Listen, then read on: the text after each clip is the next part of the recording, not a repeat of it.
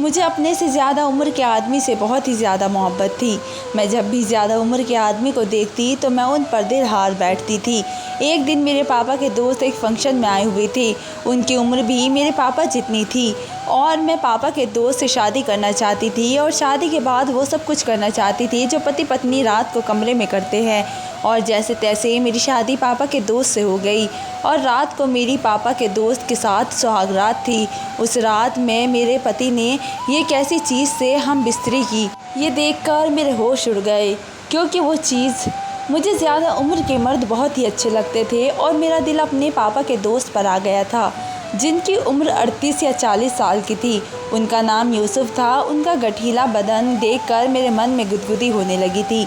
जी चाहता था कि उनकी मजबूत बाहों में मैं सिमट जाऊं। मेरी उम्र सिर्फ 16 साल थी। अपने पापा की बहुत ही लाडली थी। मेरे पापा की मुझ पर जान बसती थी, शायद इसलिए बचपना भी कुछ ज़्यादा ही था। उम्र 16 साल थी लेकिन हरकतें वही छोटे बच्चों की जैसी थी।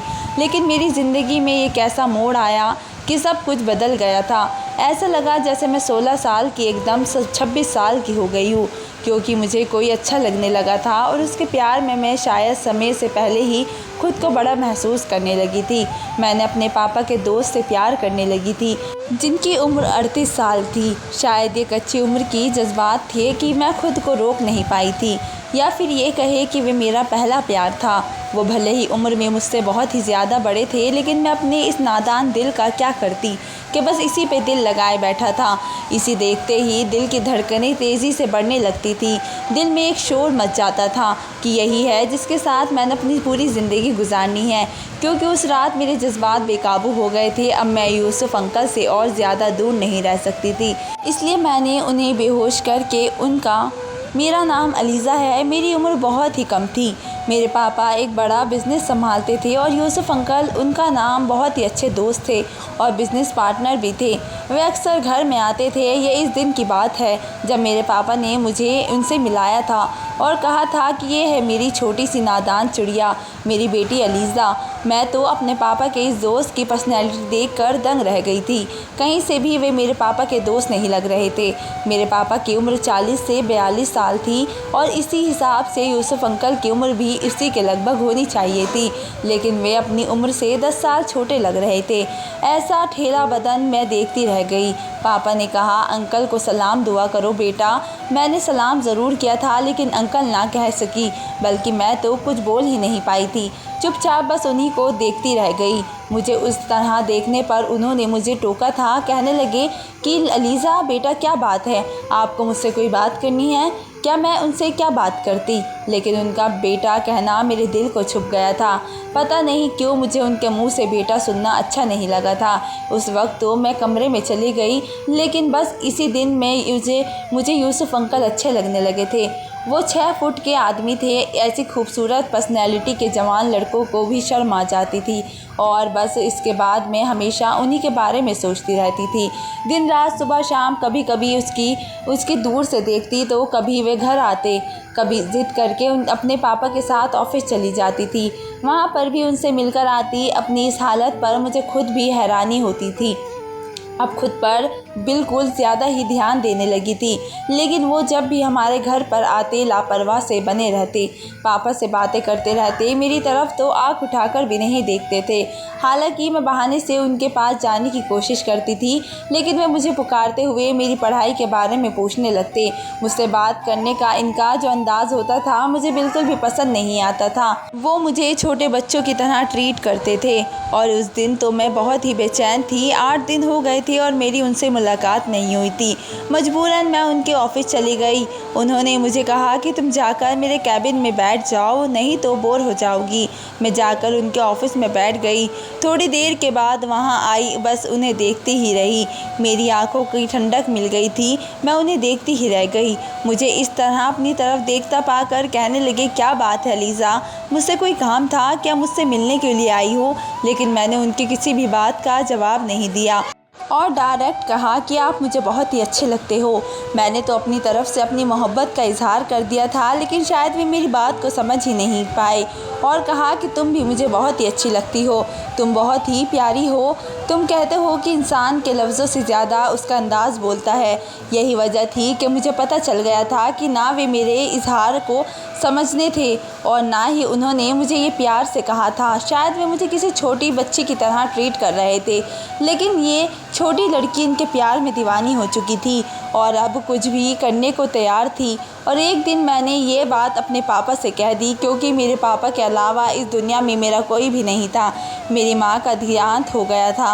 मैं अपने पापा की एकलौती बेटी थी कि उन्होंने आज तक मेरी कोई भी बात रद्द नहीं की थी। मैं जो भी कहती वो कर देते थे। मैं अगर जान भी मांग ली थी तो शायद वे मुझे लाकर दे देते। लेकिन जब मैंने पापा से कहा कि पापा, मैं आपके दोस्त यूसुफ को पसंद करती हूँ और उनसे शादी करना चाहती हूँ, मेरी इस बात पर पापा हक्का बक्का मेरा मुंह देखते रह गए थे। उन्हें यकीन ही नहीं आ रहा था कि मैंने क्या कह दिया। मेरी इस बात पर उन्हें गुस्सा आया और उन्होंने कहा कि तुम मजाक कर रही हो। मैंने कहा नहीं, मैं मजाक नहीं कर रही हूँ। मैं यूसुफ से शादी करना चाहती हूँ और उसके साथ रहना चाहती हूँ। अगर आपने मेरी उससे शादी नहीं करवाई तो मैं अपनी जान दे दूँगी। ये बात सुनकर वे चौंक गए थे, क्योंकि उनकी ज़िंदगी में भी मेरे अलावा कोई नहीं था। वो ये सब कुछ मेरे लिए ही तो कर रहे थे। और जब उनकी बेटी, अपनी ही औलाद, आपके सामने ये बात करेगी वे अपनी जान लेना चाहती है, तो फिर आपके दिल पर क्या गुजरेगी।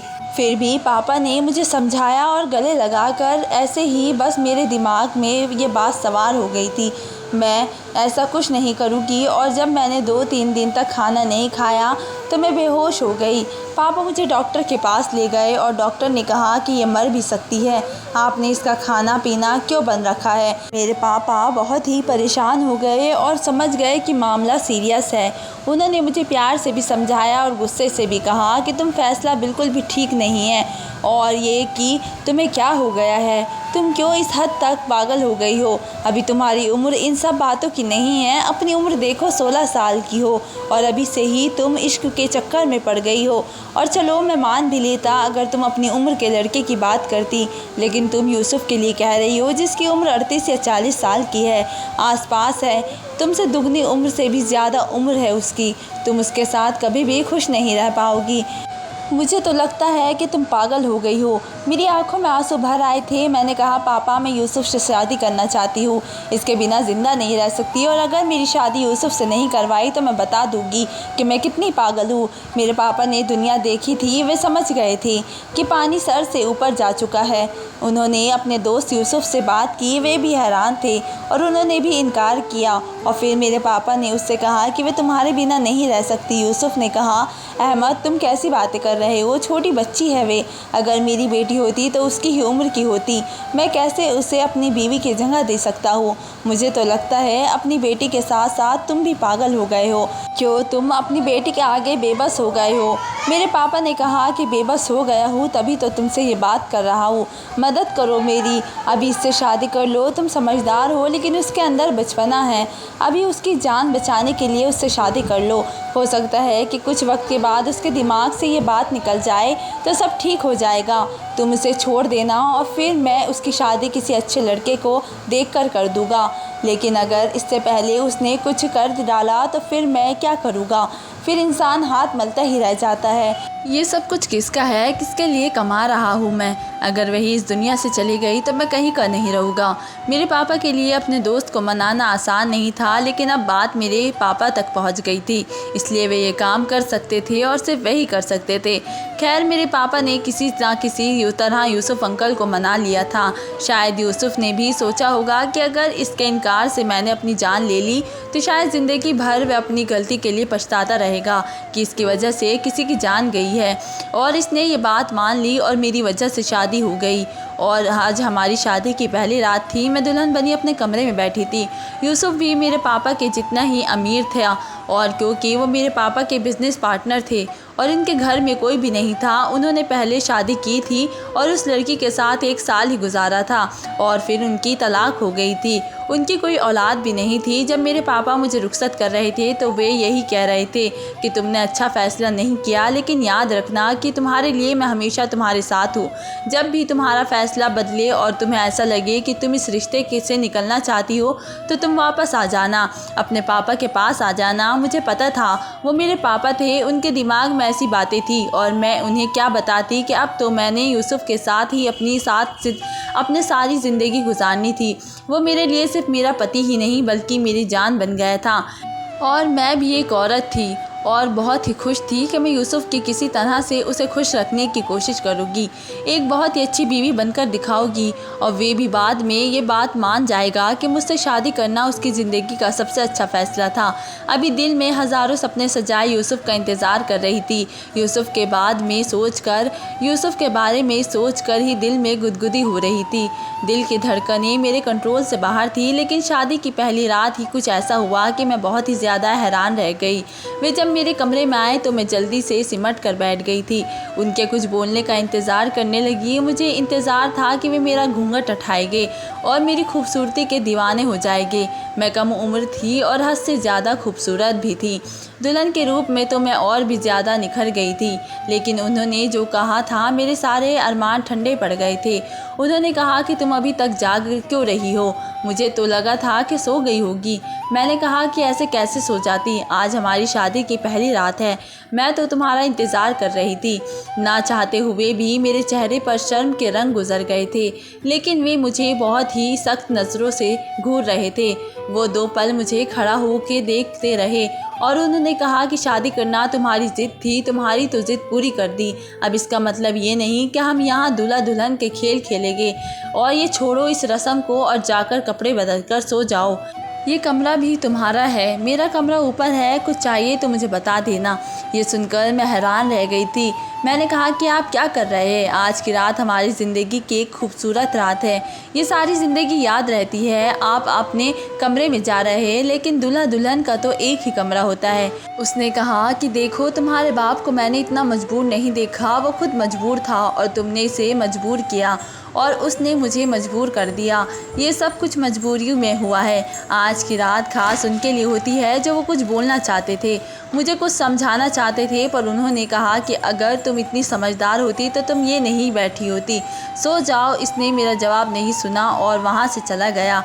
इनका कमरा ऊपर था और सुबह मुझे नौकरानी ने बताया कि साहब का कमरा तो ऊपर ही है। उन्होंने हमें कहा था कि आपके लिए नीचे कोई कमरा साफ़ करवा दे, इसलिए हमने ये कमरा सजा दिया था। वैसे तो अभी तक हमें समझ ही नहीं आ रहा साहब ने किसी से शादी की और आपका कमरा नीचे क्यों रखवाया, लेकिन साहब है इसलिए हमने उनकी बात मान ली। वो जो भी कहते हैं हम वही करते हैं।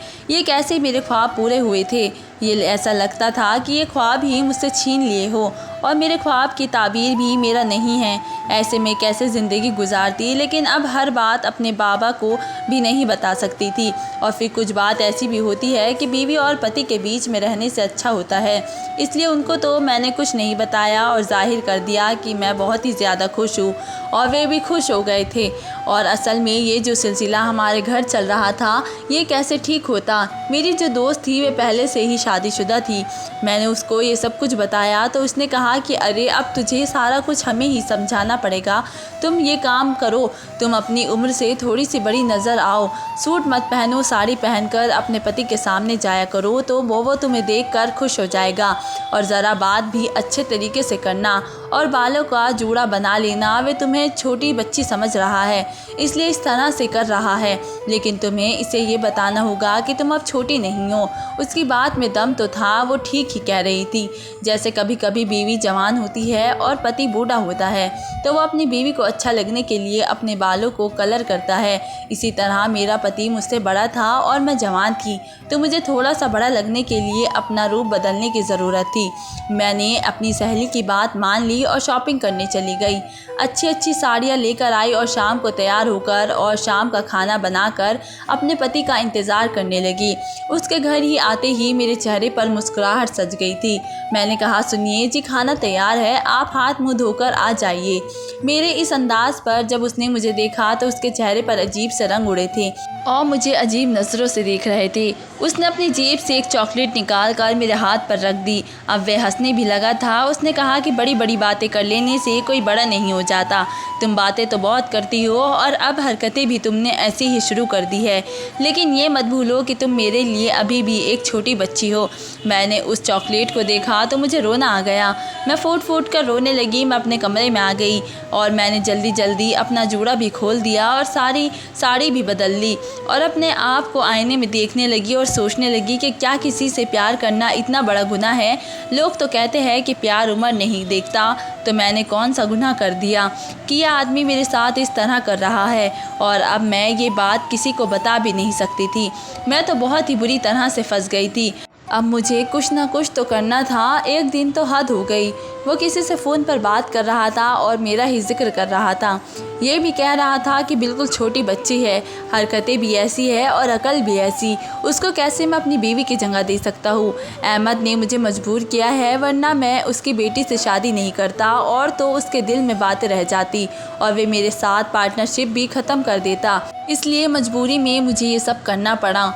वरना खुद सोचो, शादी कोई मजाक है? ऐसा तो होता ही नहीं। इसका मतलब कि उसने ये सब कुछ मजबूरी में नहीं बल्कि मतलब से किया था। वे मेरे पापा के साथ नया बिज़नेस शुरू करना चाहता था, इसलिए ये सब कुछ बोल रहा था और मैं उसके लिए उसकी ज़िंदगी की एक मजबूरी थी। कहते हैं कि आप जिस आदमी से मोहब्बत करते हैं, अगर उसकी बुराई करते हुए सुने तो आपकी मोहब्बत तब भी ख़त्म नहीं होती। मोहब्बत तो मेरी भी ख़त्म नहीं हुई थी, लेकिन मोहब्बत की आंखें ज़रूर खुल गई थी। उसका मतलब ये था कि आदमी जैसा नज़र आता था वैसा नहीं था। उसने मेरे पापा को कहा था कि तुम पर बहुत ही बड़ा एहसान कर रहा हूँ। तुम्हारी बेटी की जान बचाने के लिए मैं उससे शादी कर रहा हूँ, वरना तुम ही कह रहे हो कि वह अपने साथ कुछ भी कर लेगी। लेकिन देखो, मेरे लिए ये बहुत ही मुश्किल है और मेरे पापा ने कहा था कि मैं सारी ज़िंदगी तुम्हारा एहसान नहीं भूलूँगा। इसका मतलब यही था कि मैं मेरे पापा को नीचा साबित करके उनके ऊपर अपने एहसान का वज़न रख के अपनी कोई भी बात मनवाना चाहता था। और ये बात मुझे इस दिनों में पता चल गई थी कि इस नए बिज़नेस ने उसने अपने आप को 75% का हकदार बनाया था और मेरे पापा को सिर्फ 25% का। पर यही एक कहकर अब तो मैं तुम्हारा दामाद हूँ। घर की बात है, मोहब्बत तो मुझे यूसुफ से अभी भी वैसे ही थी, लेकिन शायद अब मेरी मोहब्बत को कोई फ़ैसला करने की ज़रूरत थी और वो फ़ैसला मैंने कर लिया। वो फ़ैसला ऐसा था कि अगर अभी भी मैं आप सभी को बता दूं तो आप भी सभी हैरान रह जाएंगे, लेकिन जो बात मेरे दिल में आई थी वह ऐसी ही थी। एक दिन उसके सामने जाकर बैठी और मैंने कहा कि आप मुझे अपनी बीवी के रूप में बोलने को तैयार है या नहीं। वो भी बिज़नेस करने वाला आदमी था, समझ गया था कि मेरा अंदाज़ भी आज बिज़नेस जैसा ही था। उसने कहा कि उसका जवाब क्या है मैं तुम्हें दीवार पर लिखकर बताऊंगा। तुम्हें नहीं पता क्या? जाओ जाकर खेलो और जिस चीज़ से खेलना चाहती हो वो मेरी ज़िंदगी नहीं हो सकती। मैंने कहा कि मैं आपको एक मौका देना चाहती हूँ। उसने कहा कि क्या मतलब? मौका देना? मजबूरी से ज़्यादा हम दोनों के बीच कुछ नहीं है और ना कुछ होगा और ना ही कभी कुछ हो सकता है। देखो, तुम मेरे टाइप की नहीं हो और तुम्हारी तो इतनी कम उम्र है। तुम्हें क्या लगता है कि अगर तुम किसी से मोहब्बत करती हो तो उसका मतलब इस पर भी ये बात लागू होती है कि वे भी तुमसे मोहब्बत करें? ये कहाँ का लिखा हुआ है? ऐसा नहीं होता। तुमने अपने पापा को ब्लैकमेल किया और उसने मुझे ब्लैकमेल किया और इस तरह तुम मेरी ज़िंदगी में तो आ गई, लेकिन तुम मुझे कभी भी जीत नहीं सकती। मैं कभी तुम्हें अपनी बीवी के रूप में कबूल नहीं करूँगा और तुम्हें यही कहूँगा कि तुम अपने दिल में कोई भी ऐसे बात नहीं लाओ, क्योंकि तुम्हारे जैसों को मैंने बहुत देखा है। मैं जब चाहूँ जिसके साथ चाहूँ रह सकता हूँ, जा सकता हूँ। तुम्हें क्या लगता है मुझे लड़कियों की कमी है? उसकी ऐसी सख्त बातें सुनकर मेरा दिल भर आया था, आंखों से आंसू बहने लगे थे। शायद मेरी मोहब्बत ही कमज़ोर है। अगर मेरी मोहब्बत में ताकत होती तो आज आप मेरे हो चुके होते। उसने कहा कि तुमने ज़रूर ये बातें किसी घटिया या एक नॉवल में पढ़ी है कि तुम्हारे सर पर सवार हो गई है, लेकिन हकीकत में ज़िंदगी ऐसी नहीं है। मेरी और अपनी उम्र की अंतर को समझो और अपने बाप के घर जाने की तैयारी कर लो। वरना सारी ज़िंदगी तुम्हारी इस घर में ऐसे ही गुजरेगी।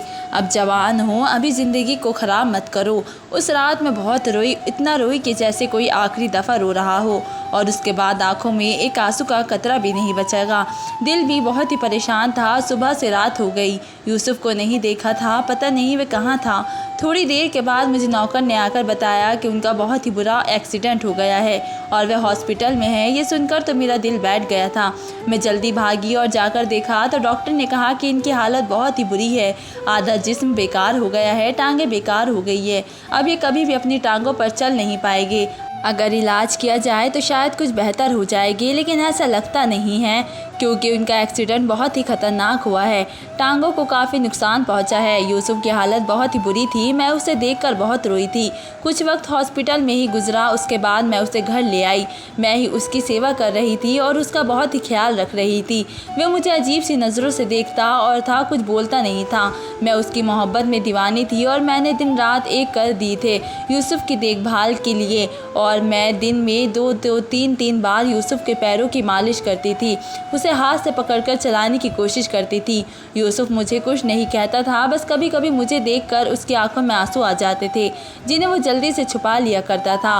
और पूरे 6 महीने बाद यूसुफ के पैरों में हरकत शुरू हुई थी। उसने खुद उठकर चलने की कोशिश की थी और ये देखकर मैं खुशी से चिल्ला पड़ी और जल्दी से यूसुफ के सीने से लग गई थी। और इस बार यूसुफ भी मुझे दूर नहीं झटका था, बल्कि मुझे अपनी बाहों में समेट लिया था। कहने लगे, अलीज़ा मुझे माफ़ कर दो, मैं तुम्हें गलत समझता था कि तुम्हारी मोहब्बत जज्बाती है, कच्ची उम्र की मोहब्बत है। कुछ ही दिनों में ही तुमसे मोहब्बत का नशा उतर जाएगा और तुम मुझे छोड़कर चली जाओगी, इसलिए मैं तुमसे कोई राबता बनाना नहीं चाहता था, बल्कि तुम्हारे दिल में गलतफहमी पैदा करने की कोशिश की थी। तुम्हारे दिल में अपने लिए शक का बांझ डाला था कि मैंने तुम्हारे पापा के साथ बिज़नेस को बढ़ाने की वजह से तुमसे शादी की है, लेकिन तब भी तुम्हारा दिल मेरी तरह से बुरा नहीं हुआ था। मेरे बुरे समय में भी तुमने मेरा साथ नहीं छोड़ा। अलीज़ा, मैं तुम्हारी मोहब्बत का घायल हो गया हूँ। ये कहते कहते यूसुफ ने मेरे माथे को चूम लिया था। आज इतने लंबे समय के बाद मेरा सवर रंग लाई थी। मुझे यूसुफ की मोहब्बत मिल गई थी। मुझे ज़्यादा देर तक अपने पैरों पर खड़ा ना रह सका और वहीं पर बैठ गया, और अब भी उसके पैरों की कमज़ोरी थी। धीरे धीरे मेरी मोहब्बत और मेरी देखभाल रंग ले आई थी। एक दिन यूसुफ अपने पैरों पर खुद से खड़ा हुआ और चला भी। ये देखकर मैं बहुत ही खुश हुई थी। डॉक्टर भी इस चमत्कार पर हैरान थे। अब यूसुफ बिल्कुल ठीक था। इस रात खाना खाने के बाद मैं अपने कमरे में जाने लगी तो यूसुफ ने मेरा हाथ पकड़ लिया और कहने लगे, अलीज़ा तुम्हारी जगह वहाँ नहीं, मेरे कमरे में है। अब से तुम मेरे साथ मेरे कमरे में रहोगी। ये कहकर मेरा हाथ पकड़ा और मुझे अपने कमरे में ले आया था। कमरे में कदम रखते ही ताज़ा गुलाबों के फूलों की खुशबू मेरी नाक से टकराई थी। पूरा कमरा दुल्हन की तरह सजाया गया था। मैंने चौंक कर यूसुफ की तरफ देखा और उसकी आंखों में खुमारी उतरी हुई थी। उसके इरादे भाप कर मैं शर्मा गई थी और जल्दी से यूसुफ के सीने में मुंह छुपा लिया था। उसने मुझे अपनी बाहों में भर लिया था। आज हमारी नई ज़िंदगी की शुरुआत होने जा रही थी। शादी के वो पूरे 1 साल बाद यूसुफ ने मेरी मोहब्बत को कबूल किया था और मुझे अपनी बीवी का दर्जा दिया था। इस रात यूसुफ ने अपनी चाहतें मेरे ऊपर लुटाई थी और इसकी रंगत पाकर मैं बहुत ही खुश थी। सोते हुए यूसुफ के चेहरे पर बिना की मासूमियत थी। मैंने उसके चेहरे की तरफ देखा और मुझे अचानक उस पर प्यार आ गया था। मैंने खुद से वादा किया था कि मैं पूरी ज़िंदगी यूसुफ के साथ निभाऊंगी और ऊपर वाले से यही दुआ कि मुझे यूसुफ जैसा पति मिला। तो दोस्तों, ये थी आज की कहानी। आपकी क्या राय है इस कहानी पर, हमें कमेंट करके ज़रूर बताएं। वीडियो अच्छी लगी हो तो लाइक शेयर ज़रूर कीजिएगा और चैनल को सब्सक्राइब करें। फ्रेंड्स, मिलते हैं अगले नई वीडियो के साथ। तब तक के लिए धन्यवाद।